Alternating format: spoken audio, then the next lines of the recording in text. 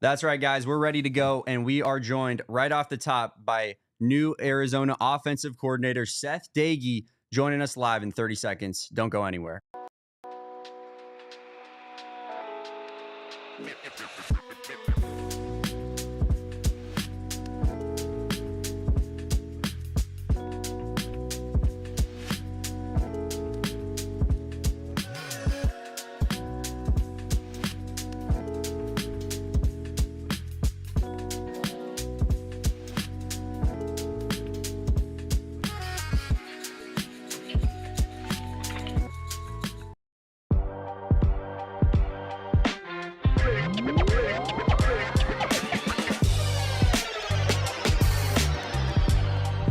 Welcoming, guys, to the AZ Wildcats Podcast. I'm your host, Damon Fairall, joined as always by my boy, Kevin Thomas, doing it all back there.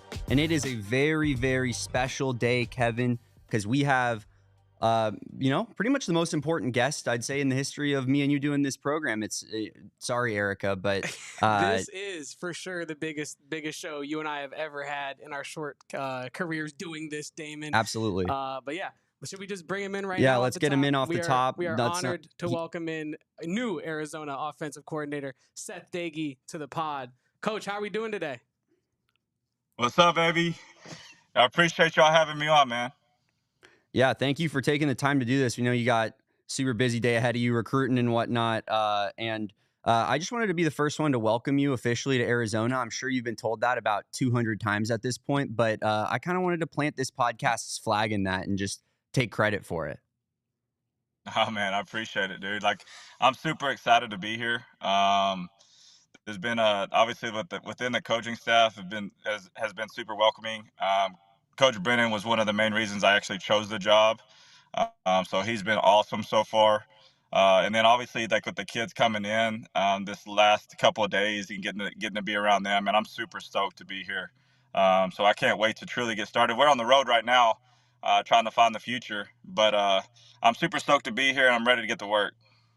You mentioned that Coach Brennan was a big reason, that relationship that you had. Where do you guys go back to, and how did you guys kind of form that relationship, in order to get this job? We didn't know each other that well, going into it. I was at USC for 3 years under Clay Helton, and him and Clay Helton were very cool. They had a great relationship, and San Jose would come to our USC football camps in the summer all the time. And so I've gotten to, introduce myself to him, but I've never gotten a chance to really be around him. And then I think I had a couple people kind of in his ear about how, intrigued I was about, potentially landing this job. And during the interview, we just hit it off. It was a good vibe. I think both of us are very into intuition and feel people. And then in our alignment and our values and the way we see, the vision of college football moving forward, and how we take care of kids, and how we want to, demand a standard of winning football, that all aligned. And so it's almost like we've been working for years together, just because it's just one of those relationships you just hit it off from the get-go. Yeah, you mentioned relationships that you hit it off from the get-go with, and another guy that you've talked about is Noah Fifita. You knew him all the way back in high school. You've said a couple of times now, just kind of like how did that come to be? How did that relationship come to be? And how has it been, kind of reconciling that relationship as well? Well, Noah's been awesome since I've gotten a job. Obviously he was a priority for me, is making sure that he wasn't going anywhere. Because the college football landscape, I mean, these guys aren't, people need quarterbacks, and he's an elite one. And so I'm sure there's people in his DMs, people hitting up his parents, agents, and all sorts of people. So my priority, as soon as I, said yes to it, was like, how can I get on the phone, or how can I get in front of Noah? And so, like you said, our relationship goes back to my USC days, because I knew then that he was one of the more talented throwers in the country. Like, if he's not, 5'10", I mean, this guy is ranked at number one. I mean, let's just call it what it is. His height is kind of gotten in the way of what people truly respect of actually being a quarterback. This dude is all about it. Like, when it comes to throwing, when it comes to leadership skills, when it comes to presence, when it comes to treating people the right way, managing the locker room. I mean, this guy has it all. And so I'm super excited to work with him. Like I said, I already knew he was if we were at USC, I was one of the guys in favor of taking him at USC. So I think this dude can play, and I'm excited to work with him. Yeah, Coach, and you've mentioned multiple times that Noah Fifita is a hand-in-glove fit, a perfect fit for what you want to do here at Arizona. What are some of the qualities that Fifita brings to the table that make you think he's perfect for your offense, and how will you facilitate success for him this season? Yeah, so when you watch him throw, he's got twitch mechanics. Like, he's not just it's smooth, but it's also explosive, right? So the ball gets out and jumps out of his hand quickly, right? And then he's extremely accurate, okay? And he throws an extremely catchable football. So, like, an accurate catchable football that spins tight. Like, if I could go out and recruit the perfect quarterback, like, that's what I'm looking for, okay? And because the way we run the offense, the quick game, the getting the ball in space to the playmakers, but it only matters if we can get it out of his hand quickly and get it to the spot accurately. And he does those two things tremendously, right? The best thing that the most excited part of that I'm excited about is getting around him these last couple of days is how much command he has of that building. Yep. Right? Like, that's the stuff that I haven't gotten a chance to see because I've only knew him in high school. Well, now I know him as, like, a grown man and a guy that's played big time college football. And so he has tremendous command of the building. Those guys rally around him, and he's done like the guys that we've brought in, the transfers, the high school kids that enrolled early, just watching him interact with those guys, it's been awesome. So, like, we got a quarterback, you know what I mean? We got a quarterback. We just got to put a system in place to let him go have success and put weapons around. Oh, it seems like we lost Coach for a second. Yeah, we'll get back. We'll get Coach back. We'll try to get him back in here.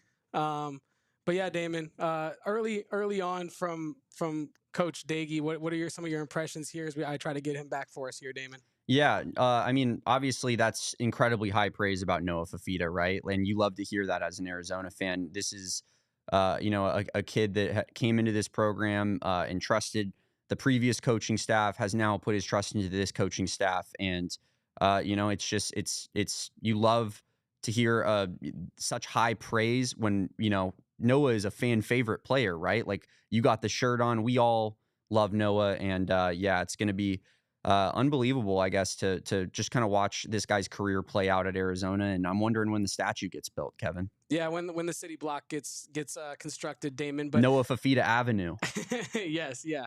What stood out to me so far from Coach Doege is it's about personal relationships with Coach. This is a person who has clearly come to this school due to personal relationships. Damon, he mentioned that he doesn't have the most in-depth relationship with Coach Brennan yet, but it seems like the early stages of that relationship are strong.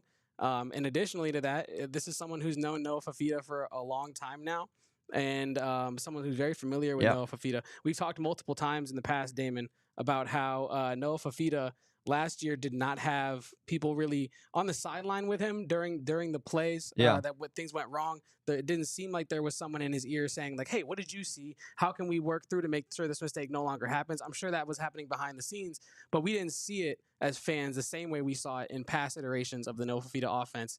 And I think that hopefully this will be a welcomed return to Noah Fifita having some more hands-on style of coaching, Damon. Yeah, absolutely. And he's a guy who played high level college football as well, right? Seth Doege played, at Texas Tech under Mike Leach. Started for 2 seasons there, and was like a top 5 quarterback in the country in many statistics under Mike Leach. So he knows how to play quarterback at that high level. He knows what high level quarterback play looks like. He played with Graham Harrell as well. At Texas Tech, who was obviously, famous for that Michael Crabtree game and that win against Texas, and was a great quarterback as well. It does look like we do have Coach back, so we're going to go ahead and get him back in here and continue this interview. Good to have you back, Coach. Yeah, sorry guys, I don't know what happened. No, you're all good. It was all the recruits blowing up your phone, Coach. It was all the recruits, wasn't it? You can tell us. Yeah, they're blowing my phone up, bro. Like, everybody wants to be a Wildcat. No doubt about Love that. to hear it. Love to hear it. I want to keep it on the topic of transfers for a second. You mentioned that Noah has great command of that building and his leadership skills in general. But I know this is kind of putting you on the spot, and I know that you're probably excited about all of them. But can you give me one guy that has been brought in this cycle that you're really excited to coach and put into your offense? I mean, it's really hard to pick one. It is. It's a talented group. Yeah, I mean, like all the receivers that we brought in can run. You know what I mean? Like you talk about Luke, Chris, Javen, like, and then you like all those dudes, and then Izzy, the Texas State running back that we got. I mean, those guys are all like 10-5 sub guys, like 100-meter, like can really roll. And so putting the ball in all those guys' hands and letting them go do something with it, I think can make could cause some real issues for people, and we could really cause some matchup nightmares there with the speed that we added. So I know you put me on the spot and I didn't directly answer the question, but that's really tough, man. I don't know if I can pick one. I think you kind of did in a way with Mahdi, and obviously you had a great look at him and being in the Sun Belt last year, and he did some really special things as well. But yeah, Kevin, you had something to ask about playing complementary football? You read my mind, Damon, dog. And that's why we work so well together, you and I. But yeah, Coach, Danny Gonzalez has spoken about the importance of complementary football between the defense and the offense and how last year's team kind of lacked that continuity. What are some ways in which you would like to achieve complementary football? And can you explain to fans kind of how that is achieved on a basic level? Well, you gotta be able to manage your ego, first of all, right? As adults and as a coaching staff, there's got to be complete alignment. And I've told the offense this the first time I met with them is I'm not the most exciting hire in this program right now. Danny Gonzalez is, because that dude is the truth.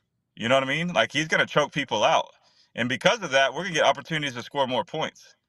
And so we got to make him right. And it goes to this, like we gotta play off of each other. One is we got to take advantage of like the momentum that he creates, right, as an offense. When he gets a turnover or when we get a short field because of whether it be the defense or the special teams, like we got to make people pay for that, and we got to execute in those situations. And then on top of that, when they're playing lights out and we got a lead, well, let's not let our ego get in front of like stats and how many points we can score and how fast we can score and all that stuff, right?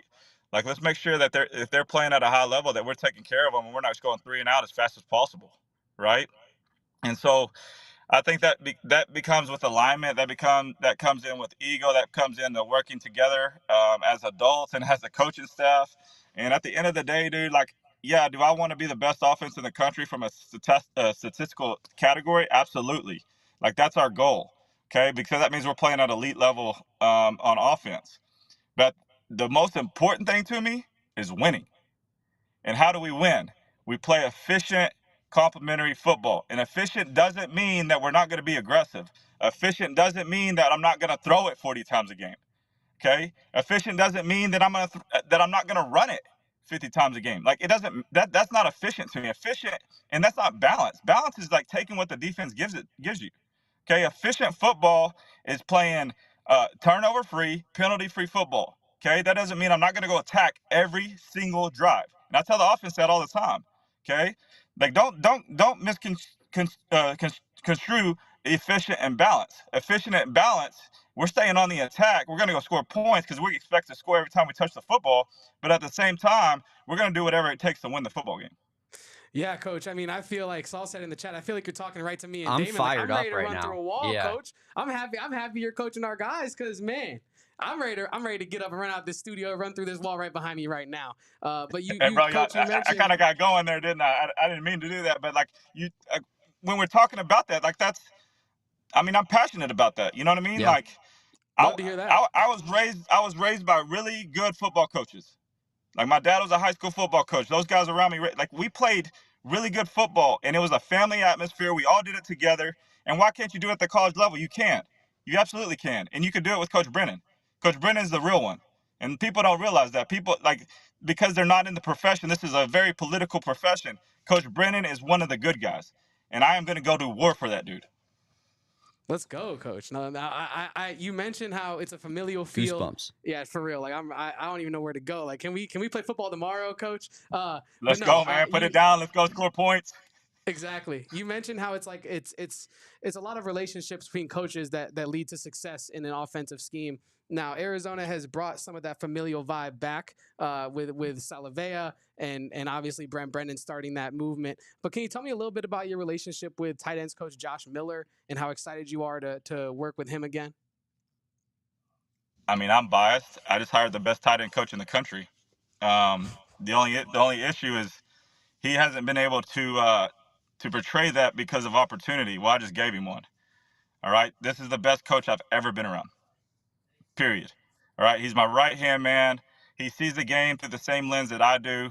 It's somebody that I can sit there and talk to, especially when it comes to a game plan situation. I mean, he believes in what I believe in, right? I mean, it's like you guys working together. I mean, you guys finish each other's sentences. You think the same way. You got the same vision. And then obviously you're growing your business, right? Like a lot of people are tuning into what you guys are doing.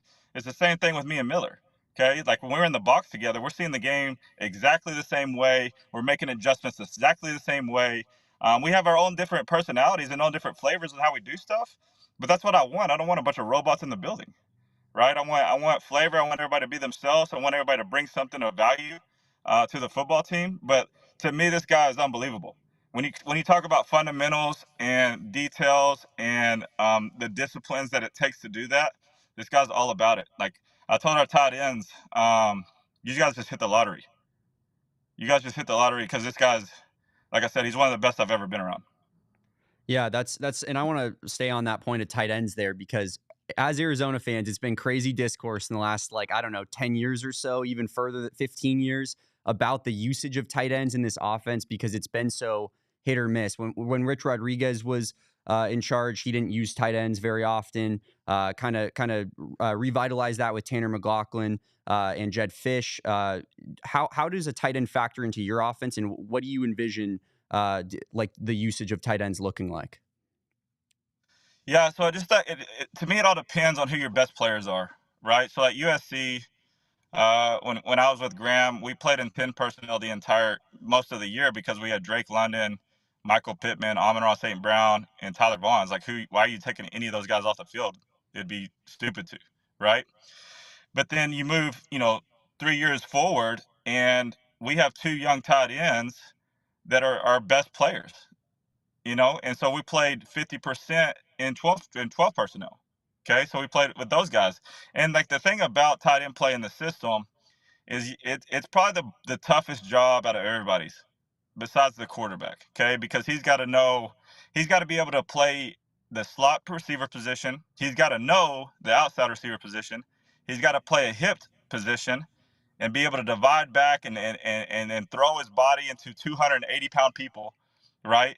He's got to be able to cut off 280-pound people. He's got to be able to insert on like insert zone and bring some type of, physical presence to it, or we'll just get destroyed in the hole. But at the same token, he's got to run a choice route down the middle and make the right decision and be dynamic, right? So there's a ton of that stuff, and he's got to know the run game. He's got to know the pass game. He's got to know the pass protection. I mean, he's got to know a ton of stuff. So that position is tough in this offense. But if we can find a guy or two guys that can really do all that stuff, then the offense becomes extremely flexible, and you can do a whole lot of different things. So I'm excited about what Coach Miller can bring to the table and how he can progress that room.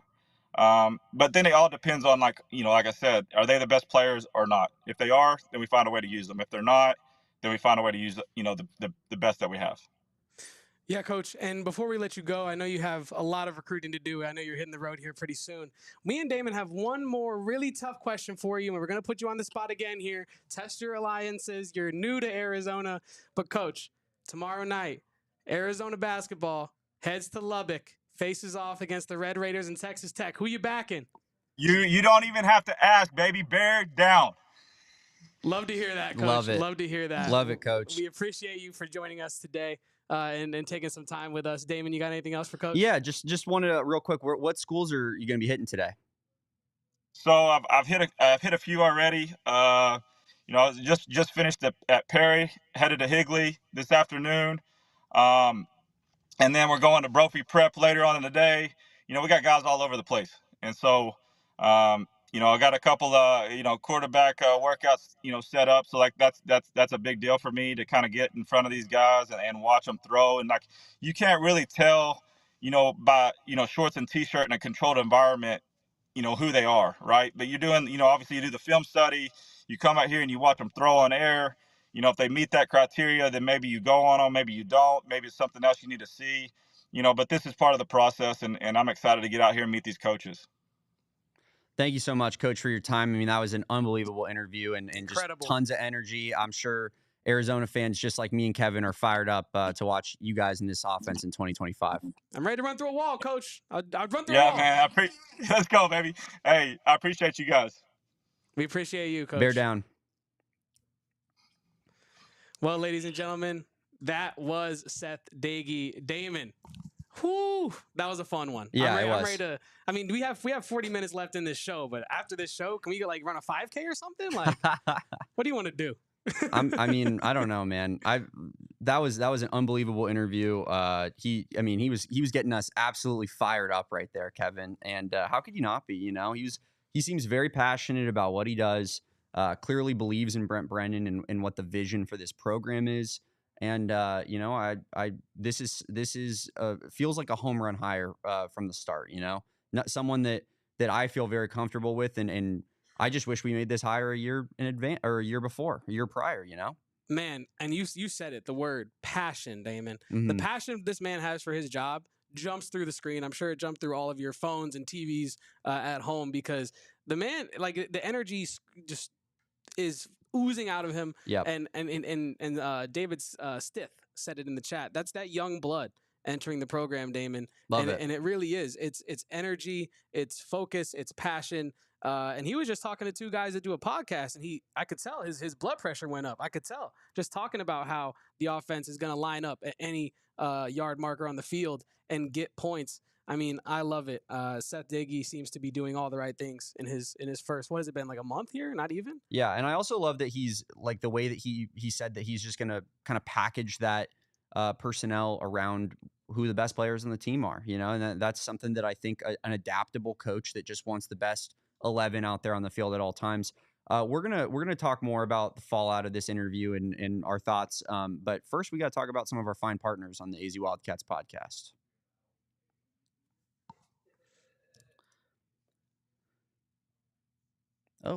Let's talk about our friends over at Fairall Royce. I went missing there, Damon. Sorry about that. No, you're all good. Fairall Royce's team.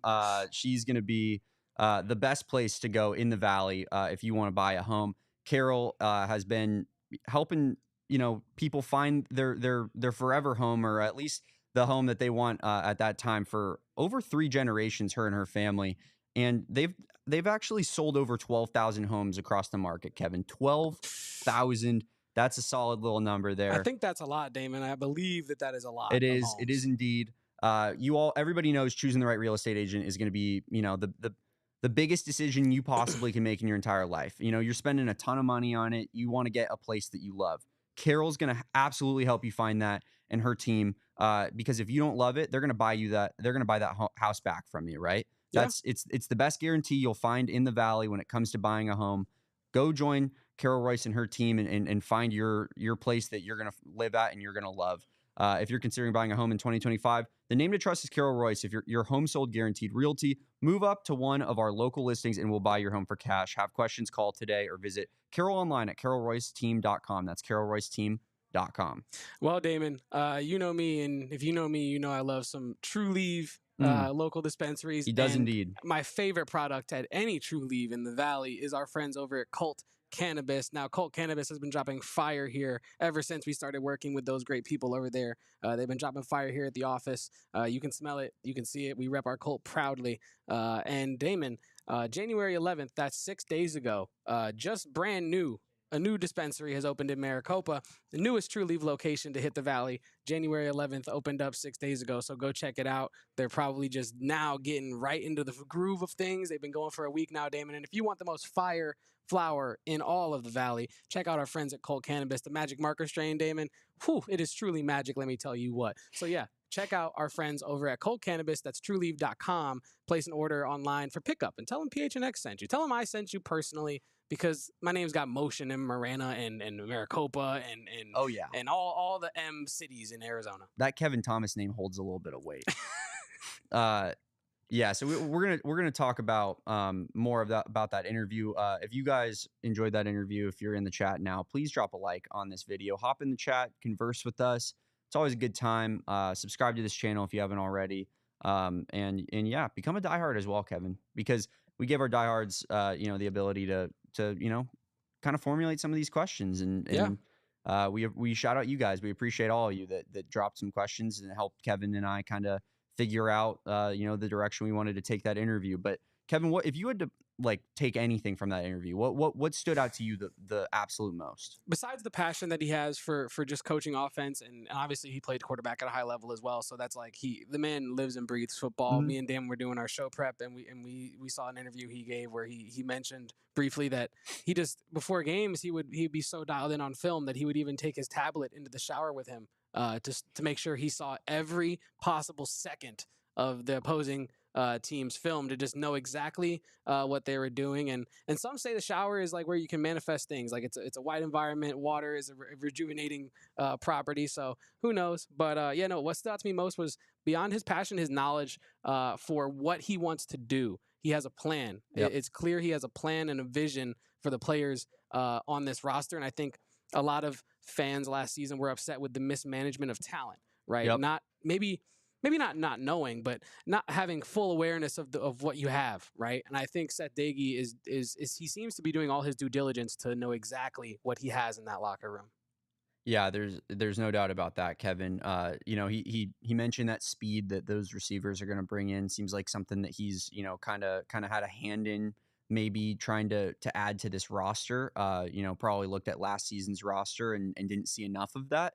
I actually was listening to the Wildcats podcast with our friend Justin Spears and Michael Lev, and they were talking about how Brent Brennan was that's something that he thought specifically this team didn't have enough of. He coaches receivers more than any position. He was a receiver, and that there wasn't a lot of speed, a lot of long speed on this offense last year. You had obviously Tetaroa McMillan, who is fast and athletic and huge.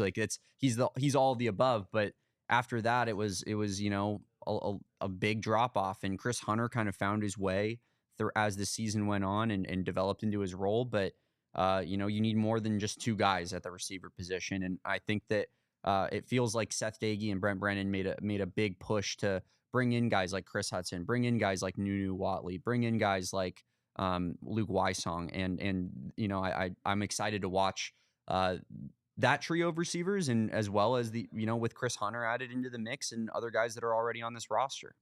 Yeah, Damon, and Ben Berger said it in the chat that you love a guy like Seth Doege, who has seemingly no ties to the state of Arizona. Yeah. But he's all in on it seems like he's all in on the community of Tucson. Obviously, we didn't have all day with Coach, or else, I think me and Damon both wanted to get into his relationship to the city of Tucson and just Arizona in general. Next time, Kevin. Yeah, next time. When next time Coach comes on Friend the show. of the program. Yes. We'll have to ask Mr. Doege about that, because he did mention in his introductory press conference that when he told his father, hey, I'm going to go become the OC at Arizona, his dad said, hey, do you remember always just being drawn to Arizona? Maybe not the school, but just the state of Arizona. And I think that's a really interesting thing about all this, as well as his dad said specifically, you always wanted to be there. Yes, I think, that is exactly and what he said, yes. Again, I don't know that it was necessarily the University of Arizona specifically that they were thinking, but I'm sure one of the two major universities in the state of Arizona that seemed like a desirable place to coach football, live, recruit. I think he was all about it. Yeah, and I you know what? I think that what excites me most about him being so all in on the community of Tucson is I think the community kind of fell out of love with the team a little bit after last year, and I think having a guy like Doege who is so all in on representing Arizona, so all in on the energy that it takes to get people behind a football program. Yep. I mean, look at some of the more successful coaches around the nation, Damon, that are really getting people behind their team. It is obviously on-field performance, but in terms of garnering support, it's energy that you bring. It's the passion that you bring for the program specifically, not just the sport, because every head coach is a football guy. You know what I mean? Mm-hmm. Every coordinator is a sicko for the sport, right? But you need someone who can vocalize and more importantly make people feel the passion that they have for it. That's a great point. I think messaging is incredibly important, and the ability to communicate, right? And from that interview, I got the idea that, you know, Seth Doege is a guy who knows how to communicate with people, because you know, that he had a plan to come in here, and you know, he absolutely crushed this interview, right? And I'll just say it right now, like, he's a future head coach, a guy that young, who can communicate like that at that level, and seems to understand the game at the level he does. You know, that he's going to be a head coach at some point in his career. And, you know, I'm glad that we're going to be, you know, a step in his journey of his coaching career, because, you know, I'm honestly instilled with confidence, Kevin. I really am. Yeah, no, I mean, he injected me with about 150 cc's of confidence. Damon stat is what he did. He got in here and he honestly just filled the show with passion and energy.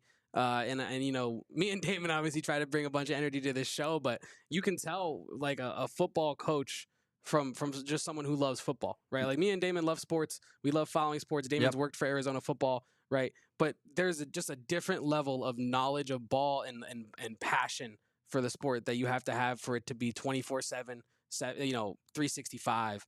And Seth Doege, he's a football guy, Damon, and it feels really good to have a staff that seems connected as well. Yeah, absolutely. Carl here in the chat, I like his point here. He says that he likes that he didn't give a bogus answer on the tight end question. Kind of comes down to the best players will determine what formations we use. Drop in the comments here, you know, what you took away from this Seth Doege interview. What was your favorite part? And Kevin and I will potentially highlight it up here and start talking about it. But yeah, Kevin, I think, you know, that he's a guy who's been around football his whole life. He mentioned it. His dad's a coach. He says his dad's the greatest coach he's ever been around. So. Yeah, well, his dad and Josh Miller. No bias. He also said Josh Miller is the best coach he's ever been around. And he said Brent Brennan's the realest coach he's ever been around. Yes. So we've got a passionate OC who could one day be a head coach. We've got probably the greatest coach in the nation that's a tight ends coach, Josh Miller. Yep. And we have the realest coach in the nation, according to Seth Doege and Brent Brennan. Could the staff be and Joe Salavea? We didn't even get to mention him because he's on. And he said Danny Gonzalez is going to choke people out. Love it. I thought when he said that, I thought he meant like physically for a second. I did too, until he said like how it relates to the defense. I was like, oh, he's that intense. He doesn't give that kind of intensity like all through screen, in my opinion. I was genuinely like, is Danny Gonzalez going to get physical with people on the sideline? I mean, I kind of love that. Dwayne Aquino would do that if he had the opportunity we know Chuck Cecil would get real physical. You know what I mean? I think this staff, you know, in general is in a lot better spot than it was last season, because when you look at last season and where the wheels really fell off, Kevin, it was 100% the play calling on offense and the injuries on defense. I think it was a combination of those two things is what led to the season that we had, which was ultimately potentially the most disappointing season in the history of this football program, which is saying quite a bit. But disappointing keyword though, yeah. Yeah, and I'm not saying it's the worst we've ever been, because we won 4 games and we've clearly been worse. Just from than the that, high to the low. It's more so you go into the season with expectations. We could potentially make the playoff, and then you falter out like that. I think there's no question about it. It was the most disappointing season of all time in this program. But you know that you injected your program with you know, new blood, like we got off the top of this interview. Like, Seth Doege is he's gonna bring that intensity. We saw it. He's gonna bring that passion, and he's gonna bring like a, you know, more of a chameleon style, you know, look on the offense, where he's gonna blend it into whatever he's got, right? Whereas it felt like Arizona was just all over the place on offense last year with no answers, right? And of course the defensive injuries were huge too, but you know, I really think that the crux of the issues were the offense's inability to get anything going. Yeah, and I think also part of what you're identifying is the lack of adaptability last season.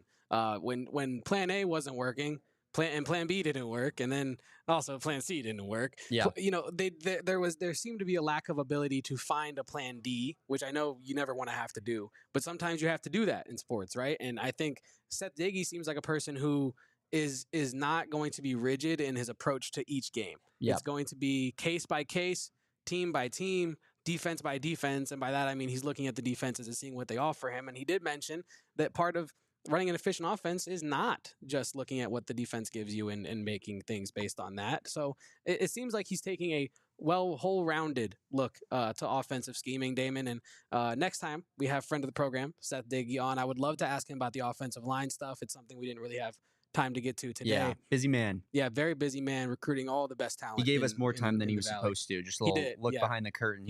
That was very nice of him. Very nice. Yeah. Pumped about Seth Doege and what he brings to this program. I think it really feels like a match made in heaven. And to his point about Brent Brennan being the realest coach he knows, like I know a lot of Arizona fans are not happy with Brent Brennan, myself and Kevin included, for what went on last season. But Brent Brennan is a real dude at the end of the day. Like, people like him genuinely. I think players like him. Even the guys that were incredibly disappointed of how last season went, like a T-Mac or like a Noah, they like Brent Brennan as a person. They think he's a really good dude and someone that they, I'm sure that they enjoyed, being around personally. So Brent Brennan's going to be able to attract that kind of, new coaches like that. And I think we saw it. He brought in Big Joe Salvea. He brought in Josh Miller, the greatest coach in college football history. He brought in Seth Doege. And I think that, all three of those hires feel like really, really good hires, from last season to this season. And it fixes the two things that I think people were most concerned about, which is actually maybe even three, right? Like, if you go down the list, I think people were thinking OC needs to change. Obviously, number one, jumped off the screen at you. Yes. Number two was the defensive line. Yes. And the giant step back they took that season, and then the usage of tight ends, like we talked about with Coach. Like, it's a huge factor of Arizona fans love tight end usage. It's I think he's hit on about as properly as he could have. Brent Brennan did this offseason. I agree. I think that's a great point that you bring up. I want to start with what you actually started with your point there about him just being a real dude, being a good guy. Yeah. I obviously was very vocal last season on the internet about how I don't think that, or I didn't, well, I guess I still wouldn't think that last season was enough to warrant a year or two from Brent Brennan. Yeah. All things being equal, like finances being available and everything on the table, I would have made the decision to let him go, right? But afterwards, like, let's say, for example, when Jedd Fisch left for Washington, right? A lot of Arizona fans had a lot of nasty things to say about him as a person, his personality, right? The way that he interacted with people. Now, no one said that his interactions were negative, but they said that they were fake, right? Yes, fake. Yes, I think that's the best word for it. If Brent Brennan had been let go by Arizona this past season, nobody would have had a bad word to say about him as a person. No. It would have all been professional. And that's, I want to make sure that's clear, because I have been vocal about that. And things are subject to change. Like, if he comes out and succeeds next year, he's earned it. I'm not going to. We'll be the first people to put our hands up and say we were wrong on Brent Brennan, yes. and we'll be happy about it. Additionally, I was wrong about the approach that he would take to this offseason, right? I thought it would be a lot of, well, let's just keep things in house. Let's keep, let's bring in more guys that I know. And that's not what he has done. I mean, it is to an extent with Joe Salvea. There's a little bit of a relationship there with the Dick Tomey tree and things like that. But he's not just bringing in guys that he worked with at San Jose State or that he, knew from down the road. No, he's making hard decisions. He's making hard decisions. Getting rid of those guys. On the most pertinent topics as well. He's looking at like you said, what are the three most important things I need to address this offseason? And he's been aggressive about going about that. And I think that, I'll say this. He's been loud about his support for Arizona this offseason. He's been going to basketball games. He's been out in the public. Yep. But I think he's been real quiet about trying to defend himself as a coach, which I think is the right move, because he said in his exit press conference, I know I can't garner support based on the year that we just had, but what I know I can do is work to make it right. And when we take the field, opinions would change. And I think that he's really walking the walk after talking the talk in that exit interview, because he's done everything he said he's going to do this offseason.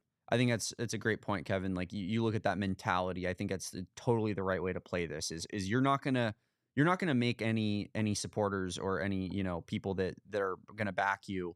You're not gonna help that out by saying I'm a good football coach and I didn't show how good of a football coach I was this year, and basically kind of being aggressive in that exit interview. Like he's a humble guy, and he sat back and he said, what we did last season was not good enough, and ultimately that falls on me as the head coach.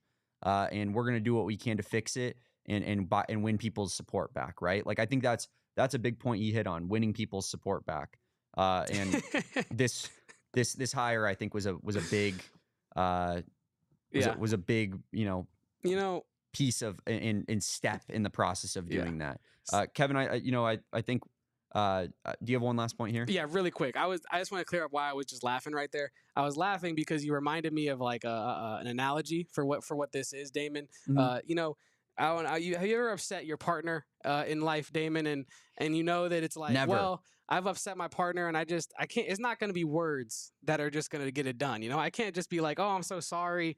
I'll be better. Next week will be a different week. No, you have to go to your local grocery store, buy some flowers, get some chocolate, write a note, do something romantic, make actions with your words, right? And that's what Brent Brennan's doing. He scorned lover with all the Arizona fans, but he's out there with flowers. He's outside the window serenading with the guitar. He's doing what he has to do. Actions. And yeah, that's why I was laughing there, Damon. Mike or Kevin, are we in the trust tree here? Yeah, safe space, trust tree. Whatever you else want to call it. Is everything okay at home? Oh yeah, everything's wonderful. Yes. No, yeah, everything's wonderful. You can tell us. I have to buy flowers in a while. It's all good. It's me, you, and 200 of our closest friends in here. We can talk about this. I actually just bought flowers just to be nice yesterday. So everything's all good. We're doing the right things. In fact, I was referencing past situations. So everything's all good, Damon, and it seems like everything's all good in the Arizona home as well. Absolutely does. We're going to talk about Arizona's upcoming game tomorrow against Texas Tech. Of course, we just talked to former Texas Tech quarterback, new Arizona offensive coordinator Seth Doege. Thank you so much for him coming on. But we're going to be previewing that Texas Tech game right around the break here on the AZ Wildcats podcast. Oh, man. Someone said blink twice if you're in danger. I'm not in danger. I'm all good. But Seth Doege is going to be rolling out with the Arizona offense next year. And if you are looking to roll into 2025 with a brand new vehicle, Sanderson Ford is the best way to do that. PHNX is proud to have Sanderson Ford as our official vehicle partner. Now, like I said, Damon, you can drive into the new year with any kind of car from Sanderson Ford. But can I interest you in, a Bronco Badlands? Yes, you can. That's literally my dream car. All I'm saying is that the Badlands is one of the coolest names to ever grace the automotive industry. The Bronco Badlands, take your whole family in style and save $11,000 off of a new Expedition, or hit the trails and make your own in a new Bronco Badlands. Sanderson Ford has 28 to choose from with discounts and up to $10,000 off. Purchase a new Edge for only $35,995. They also took in hundreds of quality trade-ins during this year and sale, and have 25 pre-owned vehicles with a warranty under $25,000. For the best deals in 2025, choose Sanderson Ford. Damon, if you're also at Sanderson Ford and haven't gone to the Skyliner Diner, you're messing up, because it can be a long process to buy a car. So make sure you're fed, because Sanderson Ford will feed you in as well as ensuring you have a nice, safe vehicle. So drive into the new year in a new Ford from Arizona's most awarded Ford dealership, Sanderson Ford. I love the Starliner Diner. I love it so much. I've only been one time, full disclosure, but they brought us out there to their campus, and my God, it was a good meal. I mean, it's cheap, good meal. Sanderson Ford. I mean, they just got it all over there. And of course, another place that has it all over body deodorant. Has Kevin. It all. You can put it all over. Literally, put it in the crevices. What did you say the other day? I said neck rolls. The neck rolls. If you got neck rolls, yeah, put it in your neck roll. I'm sure it gets sweaty up under there. Mando, our newest partner here, they're gonna help you smell better in 2025, and we all want to smell better. That's what it's all about. Kevin, I'm gonna get nasty here for a second, but that's because our good friends at Mando, they're great people and they're hilarious, and they want me to say this. This all over body deodorant, Kevin. Yeah, where can it go? Like, where all can can go I put this? On your pits. Okay. Oh, that's standard. Yeah, your belly button? What? Okay. Your belly button? I mean, interesting. The lint gets in there. I'm sure it's not. Kevin, your balls? Your butt crack? Oh, wow. And even your grundle.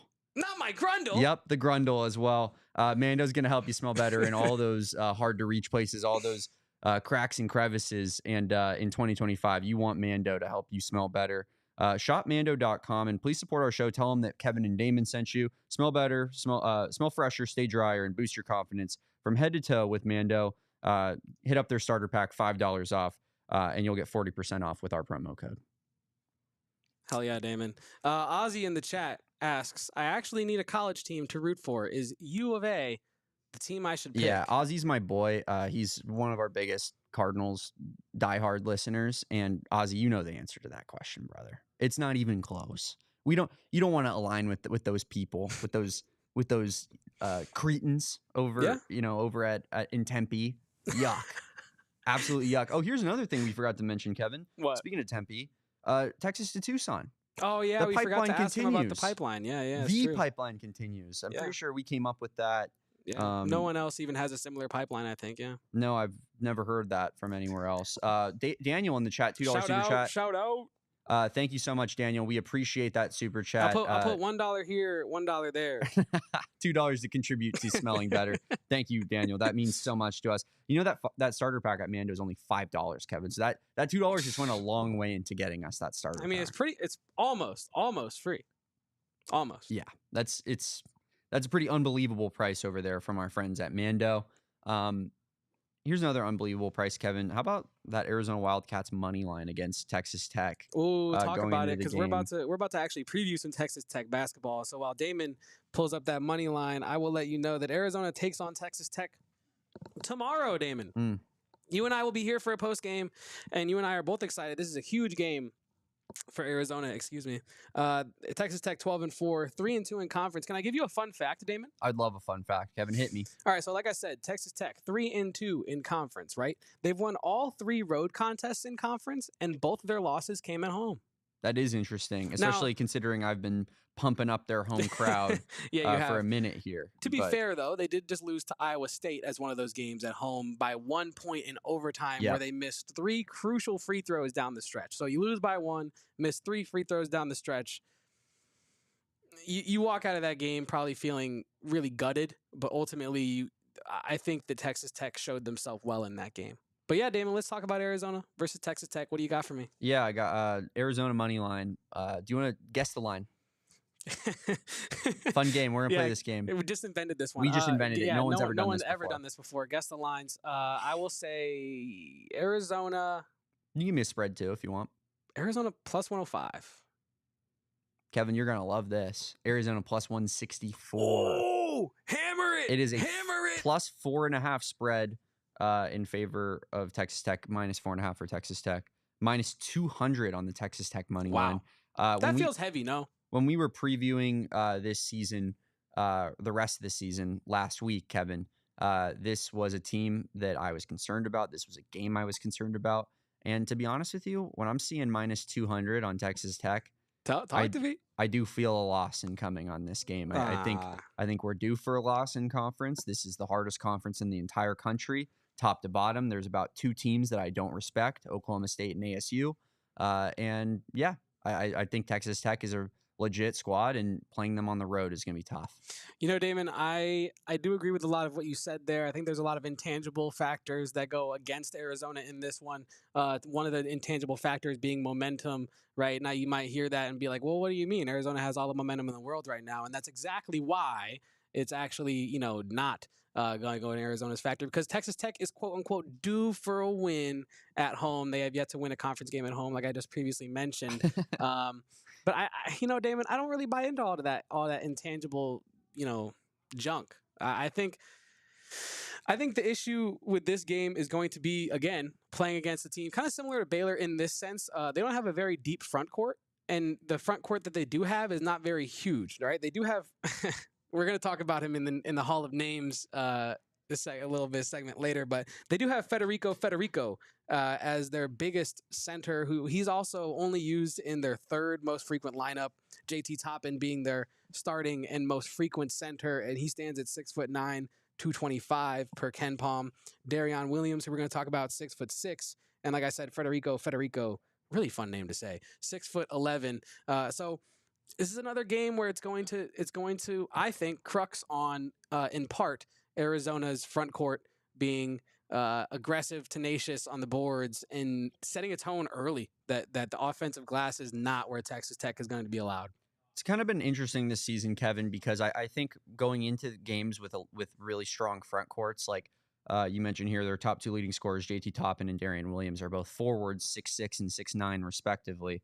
Or I think the other way around, actually. But yeah. It's they're playing elite front courts felt like it was going to be an issue for this team this season, given the way our roster has shaken out. Right? It's you lose Mo Krivas, you have Toby Awaka, who wasn't great to start the season, but seems to be coming on improving recently. He's learning the system. You had Henry Vasar, who you had expected nothing from. You had Carter Bryant, who's a true freshman and somebody that, has a lot of talent, but, Tommy needed to kind of corral that talent, I think, and trust him fully. And then you have Trey Townsend, who maybe had the highest expectations of anyone in this front court and really has probably been the most disappointing thus far. Yeah. So when on paper, you look at front court matchups and you think to yourself, oh, that's tough. I don't know if Arizona's going to be able to handle that, or, that's not a great matchup for us like we thought about the Baylor Bears, right? But this front court continues to outplay essentially every front court that they match up against. And it'll be interesting to see if they can keep that trend alive, and it'll be more of the same, because it really has been a joy to watch, especially Henry Vasar, right? And if I'm at the point now where I am confident in Henry Vasar, maybe that's not, maybe he needs that little kick in the ass and kind of, he loves being the underdog. Maybe in like people not believing in him, and maybe we just blew it right now. But I think I'm at the point now where I'm like, I know what I'm getting out of Henry, and he's going to be the best center on the floor. And so I think it'll be an interesting matchup for this team. But yes, they do have some size out of their top two scorers here. Yeah, and I think let's just take a look at their overall team preview that Damon put together here for us. The Texas Tech Red Raiders. The record is wrong. Yeah, the record is one game outdated. They're 12-4, 3-2 in conference. They just took a L to Kansas State at home. Their offensive rating, 122.4, is good enough for 10th. Defensive rating, 98.7, good enough for 51st. Tempo, they are a slow team, 65.3, which is, should I even say good enough, for 287th in the country. And their strength of schedule is 123rd. Yeah. I don't know what it is about these records. I did this last on the UCF preview too, where I didn't update their record. I update all the rest of the stats, and then for some reason I just do not look for the records. So that's going to be something that ultimately we monitor a little bit more closely moving forward, I think. But something to watch this season. Damon Dog update records. But I sent you a new preview there, Kevin. If you wanted sweet. To, if you wanted to pop that on screen. We'll get that going here in a second. But yeah, I mean, super slow team, kind of similar to a Baylor, right? That they were extremely slow in tempo as well. But high up in defense and offensive rating. And you have Texas Tech here, who's 10th offense in the country, 12-4, 3-2 in conference, as Kevin said. Good team, good basketball team, a team that, I wouldn't be shocked if they had a deep run in March, because even though they're, maybe mid-tier in the Big 12, that makes you a great basketball team overall, and it gets you battle tested, right? Yes. We're going to talk a little bit more about Texas Tech, Kevin, but I think first we need to talk about some of our fine sponsors. Indeed we do, Damon. And one of our finest sponsors will have you looking fine, and that is our friends over at Shady Rays, Damon.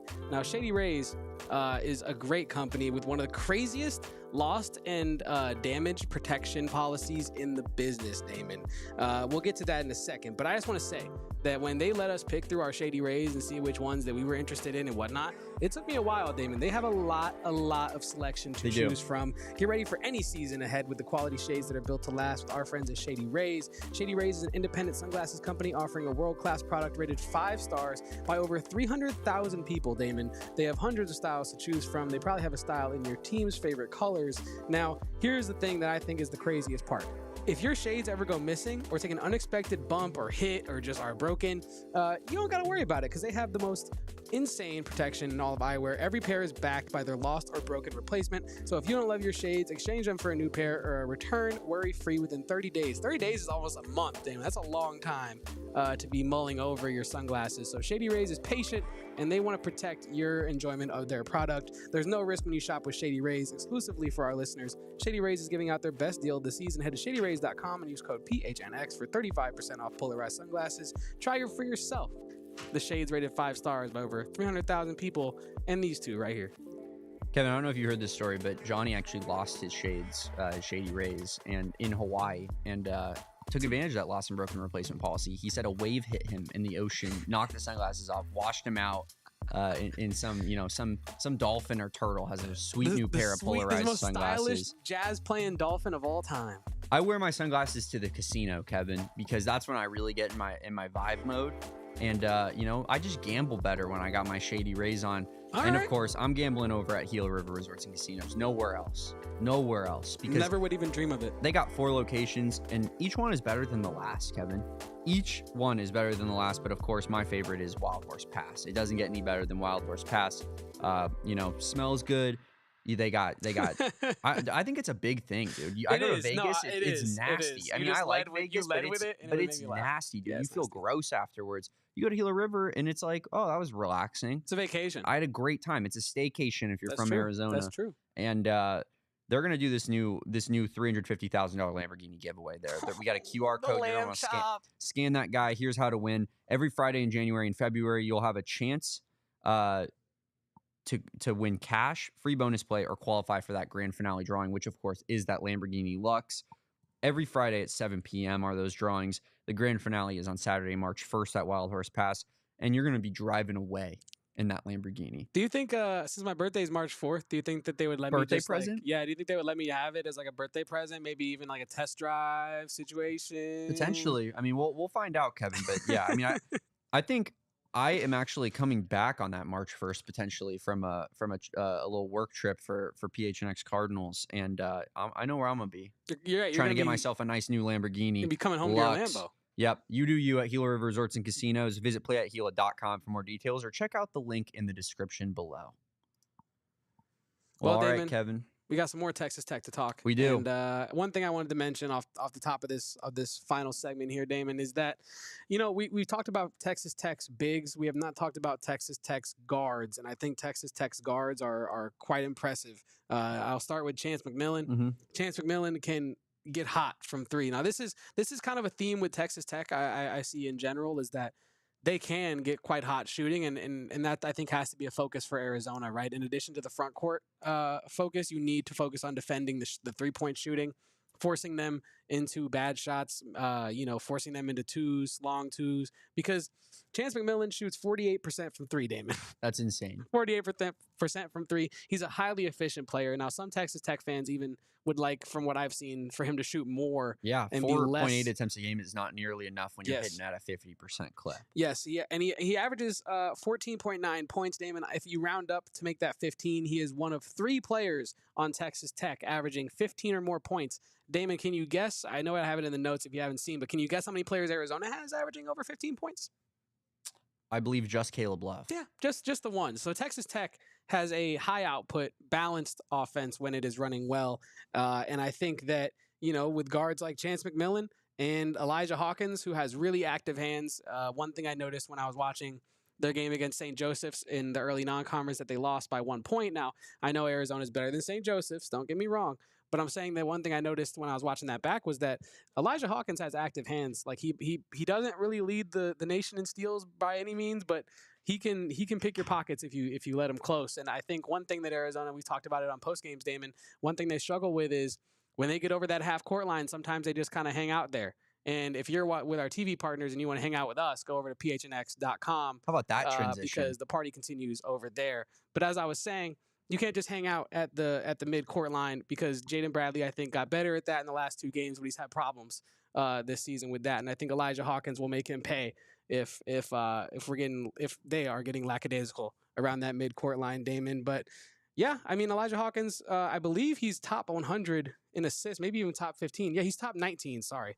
Top 19 in assists with 6 assists a game. He's 5'11", small but mighty, Elijah Hawkins is. And yeah, I'm excited to see Arizona's defense in this game more than I am to see their offense. Yeah, Because matching up against I think Arizona's offense should be fine in this one. I think it will be about the defense and making sure Texas Tech can never really get off the ground. Hopefully Tommy kind of gets them fired up in a way, like similarly to what they did against Baylor, off the back of that 51-point defensive second half against Baylor that was simply put, just not good enough defense, not good enough intensity from this team. You mentioned Chance McMillan, Kevin, and I was like, where have I heard that name before? Do you know where he transferred from? Yeah, he used to be a Lope. He did indeed. He was at Grand Canyon, was pretty good at Grand Canyon, and now at Texas Tech. So yeah, a little in-state revenge game for him there. Even though not much of a rivalry, GCU versus U of A, not like GCU ASU. But another little quick note on an former ASU player there, Kevin. Devin Cambridge no longer with the team. Devin Cambridge was at Texas Tech, played in a few games, but has announced his intention to transfer next season. And if I'm not mistaken, that'll be his 4th school that he's been at. Played at Auburn, ASU, Texas Tech, and will now be transferring to another school. Also committed to Oregon at one point before he flipped to Texas Tech. So he's a busy man, Damon, because you want to know what else Devin Cambridge is doing right now? He's seeking a medical hardship waiver for his 7th year of college basketball. Dylan Pavia, welcome to college basketball. I love to see that. But real quick, Damon, I feel like we'd be remiss to give some shine to Darion Williams of Texas Tech. He is likely their best player, a former role player for the team that has now ballooned and developed into a wonderful butterfly for the Red Raiders, Damon. He's getting some NBA draft love this go around. I mean, scouts really want to see him in conference play from what I see, because their non-conference play, as you saw with their strength of schedule, was not great. And so you want to see what he has against the best players in the nation, Damon. But just some numbers on him. He's tied for the team lead in points with 16.3. He's second in the team in assists and rebounds with 5.6 assists and 4.9 rebounds. Third in steals as well. And not only is he putting up all the counting numbers, Damon, the eye test matches. They'll send doubles at Williams, and he seems to always make the right choice out of doubles, which is really hard for bigger players in college basketball, especially in college basketball. So, Damon, the potential first-round draft pick next year, he shoots 40% from 3 and 84% from the line. Like, he can kind of do it all, Darion Williams. He can seemingly do it all. He's going to be a problem for Arizona. I'm interested to see how Trey Townsend and Tobe Awaka and KJ Lewis kind of work on him tomorrow, Damon. Yeah. Interesting note here on JT Toppin. He's actually 6th in the team in minutes. Wow. Leading the team in points, 6th in minutes. I wonder if that's because he banged up his ankle against, I believe that was, where it's in my notes here. He banged up his ankle 2 games ago. I'm not seeing in my notes where it was at, but I'm sure it has something to do with it. But I'll read in his game log here to you some of his minutes played this season, and I think it does go to show that he doesn't play a whole lot on the court. Actually, lay it on me. So starts off 27. I'll just do first 5 games here: 27, 22, 23, 24, 33. Okay. Were his initial totals, at 33 being that St. Joe's loss that they had. Yeah. But I mean, a lot of those games are blowouts, so they're taking them off. But in some of the more recent games, 14 points against Utah, 14 minutes against Utah, 18 minutes against BYU, 15 minutes against Kansas State. Like you said, maybe we'll have to look into that a little bit more. Yeah. May have gotten hurt in 1 or 2 of those games, but I think that there is a trend there that he obviously is not a huge minutes getter for a team that he's the leading scorer of, which is interesting. Yeah. Darion Williams also injured his ankle as well. He did that against K-State in their last game. So I guess monitor the way he looks. He played through it, so I'm sure that he's fine to go tomorrow. I'm not saying that, but I'm just saying monitor both of their play, JT Toppin and Williams, see how they look. I want to answer Ben Cork's question in the chat here. Ben Cork, friend of the program and big Cardinals fan as well. So, Ben, I believe you're in Canada. A redshirt freshman is essentially you have 4 years of eligibility in college, freshman, sophomore, junior, senior. You can play for those 4 seasons. But if they don't deem you ready for maybe your freshman year. It typically happens for freshmen. They will redshirt you, which thus means you sit out the year, and you then do not lose that one of those 4 years of eligibility. So you can stay for 5.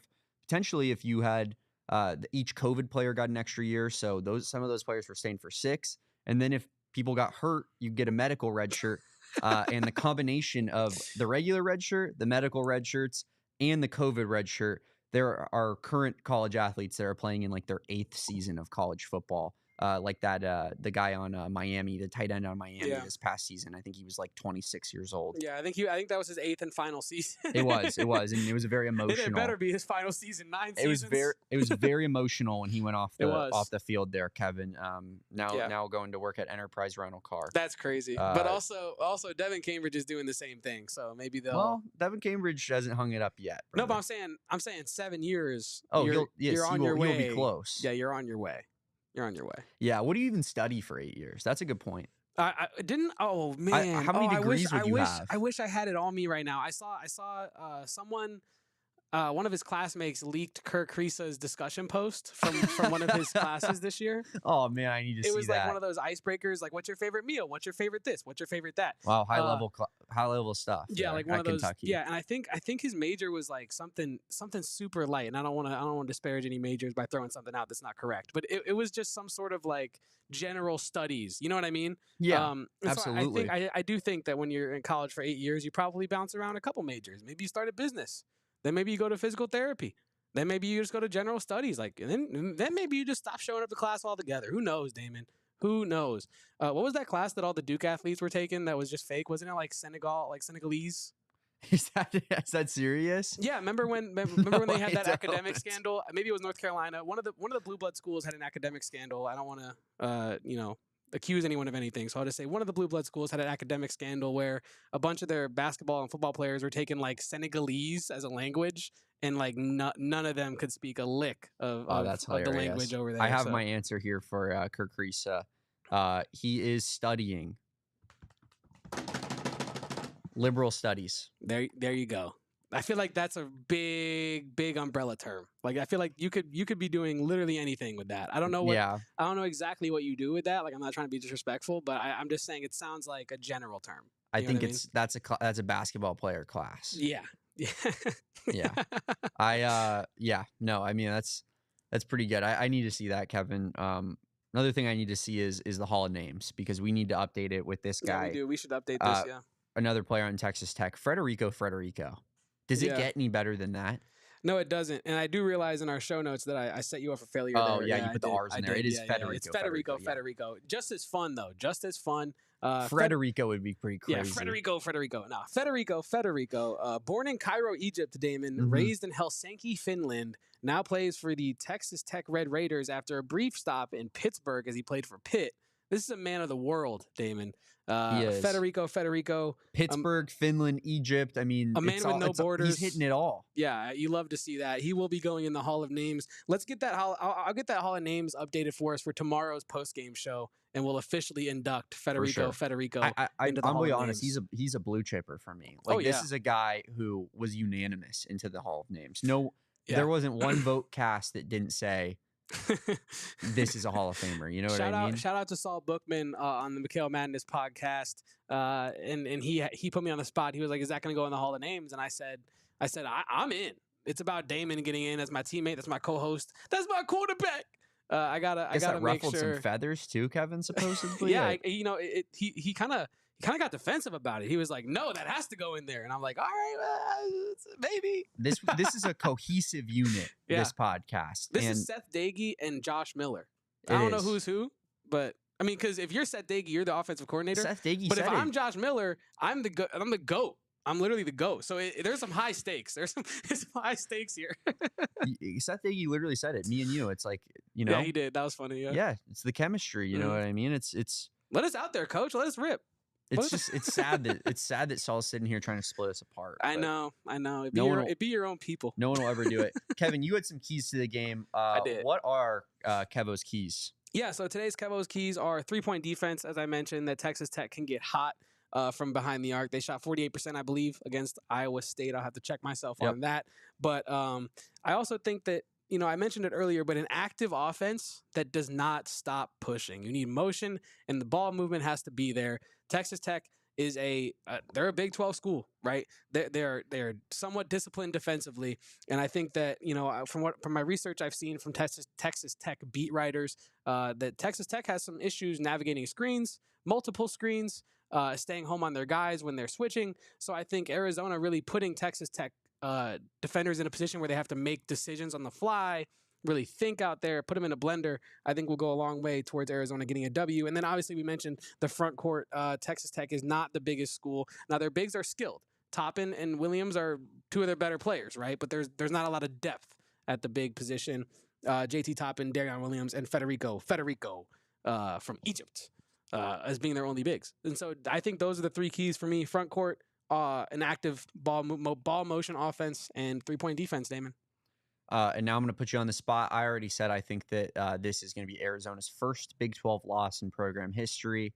Minus 200 for Texas Tech. I just kind of see the writing on the wall. Tough place to play. Going to be a raucous environment. Students are back as well. What do you think will be the outcome of tomorrow's game? Does Arizona get the win, or do they drop their first conference game? I'm open to being wrong. I'm not saying that they can't lose to Texas Tech. I'm not saying that Texas Tech is a bunch of bums. I'm not saying none of that. I think it's going to be a very tough game for Arizona walking into Lubbock and getting a victory. But I think that Arizona does it, Damon. I think Arizona goes into Texas Tech, gets a victory. I think it's like 72-66. Like I think it's a lower scoring game, and I think Arizona grits it out, grinds it out. I think Arizona's guards are gonna shine in this one, Damon. I think the front court's gonna do their job. But they're gonna be up against it with Williams and Toppin. Mm-hmm. So I think that they're going to be busy on the defensive end. I think it could be a Caleb Love, Jaden Bradley kind of night. You need a Caleb Love kind of night. Yeah, and their guards aren't very big, Damon. I mentioned Elijah Hawkins, probably going up against Jaden Bradley. Yep, 5'11". So I think there's some room for Arizona's guards to get off in this game and do their thing. And yeah, I have Arizona 72. What did I say? 72-68, something like that. 67, I think. Right? Yeah, something like that. Yeah, I love it. I hope you're right, and I hope we're back on tomorrow's program, and you're telling me I'm an idiot and I don't know ball. That'd be my ideal. Super ideal, right? Saturday. Yeah. You know what I mean? But yeah, thank you guys for watching. Appreciate everybody who tuned in today. Thank you, Seth Doege. Thank you to Seth Doege. Unbelievable interview. He was great. And friend of the program now and forever. And we will work to get him back on when the timing is right. Carl, thank you. Shout out. We appreciate you and the everybody in this chat. The beautiful state. Yeah, everybody in this chat means the world to us that you guys would tune in, drop a like on this video, subscribe to this channel, and just chat it up with me and Kevin, because ultimately me and Kevin just love talking U of A sports. We love talking Arizona Wildcats, and we love doing it with you guys. Wouldn't be possible without you guys, so thank you so much for that. Make sure you give me a follow. I am at Damon Doege. That's DAWG. That is at Kevo Post. That's KEVOPOSTS. And we, of course, are at PHNX_Wildcats on social. Give that account a follow. We're giving out all the live breaking news when things happen, when things go down. That's going to be your way to figure out what's going on with Arizona sports. So maybe turn those notifications on, Kevin. Oh, definitely make that move. It'll keep you up to date as you possibly can be. Again, thank you guys so much for watching this program. We are truly blessed to be in the position that we are. This is a dream come true for both of us, and today was like a big step, I think, in terms of just kind of just putting us out there, establishing some legitimacy, and we thank Coach so much for doing that, and the people that made that happen behind the scenes. Daniel, thank you again. $2 super chat. We are now $1 away from our Mando starter pack. Let's go, Daniel. Thank you so much. Those $2 super chats, huge. Damon, Eric, hey, over there, calm down. Eric Ruby. Eric Ruby staring right at me, telling me I smell bad. All I'm saying, not as bad as Arizona State's basketball team smells, but that's true. That's true. That's another that's another Bobby story Hurley's for another shirts day. are real stinky after all the sweating he does trying to figure out how to win the damn game. You're not talking about Coach Sweat. What are you talking about? I know you're not talking about Xavier's coach right now. Yeah, I'm about to say, like, I don't, Tommy Lloyd is a dry guy. Daniel says, keep up the good work, Daniel. We will indeed. We will be here, as always, for everything.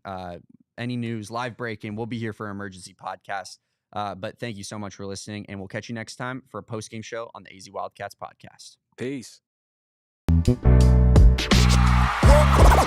all silly like the mayor.